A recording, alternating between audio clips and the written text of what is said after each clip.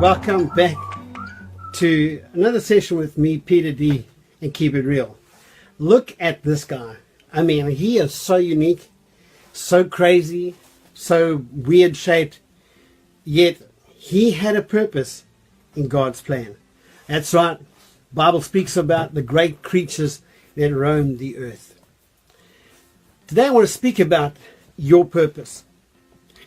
There's one God, one universe, and there's one you. You cannot be someone else, and someone else cannot be you.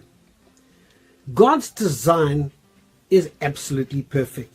We see that from his creation. The earth and its position is perfect. If it was a fraction closer to the sun, scientists tell us that we'd all burn up. If it was a fraction further from the sun, they tell us that the earth would just freeze over and we'd all freeze to death. God's designing is perfect. And he has a design for you. There's purpose for you. There's a wonderful saying that says, the person that finds happiness, love, and purpose finds a rare gift, finding what exactly your purpose is. Now, your purpose is invisible.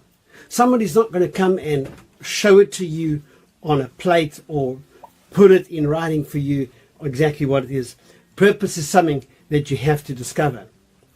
And purpose is invisible, just like thoughts are invisible. Things like motivation, love, and anger. You know, science wants to tell us that things have got to be measured and have got to be tangible. But I just want to ask them, well then, show me thoughts. Can we touch them? Are they tangible? No, they're not. They are invisible. And there are tons of invisible things. And one of those things that are invisible that you need to discover is your purpose. Don't try to live somebody else's life. And you know what? Somebody else can't be you. Somebody else's life is never ever going to be as beautiful a fit for you than your life is. Just like your skin, shape, and body fits perfectly to you. That's your purpose. Remember again, God's design is perfect. That can be seen in everything that he's done.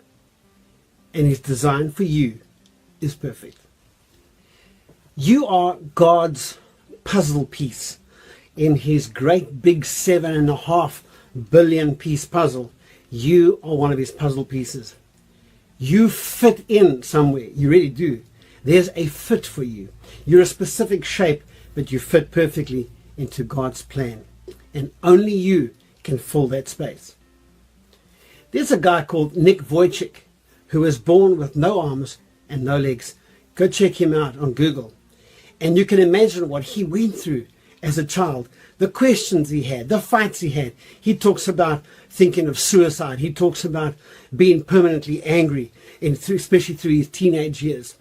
Yet Nick grew up and grew to accept who he was and what God had made him, and has a beautiful life and a beautiful testimony.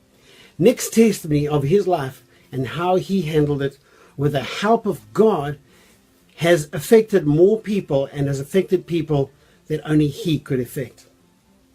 You might say, but you know what? I don't have much. Yes, you do. You have a culture, you have a family, you have talent, and you need to be satisfied and happy with that. Be happy with who you are. Be happy with where you were born. Receive it and accept it.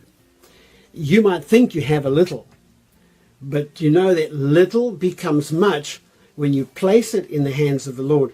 And little becomes much when it finds its space and starts to grow. Just like every little seed has a specific climate and a specific soil that it needs. When it finds that soil, it flourishes, it expands and grows. And that's what will become of you. Learn to accept your talent and who you are. Find the right environment.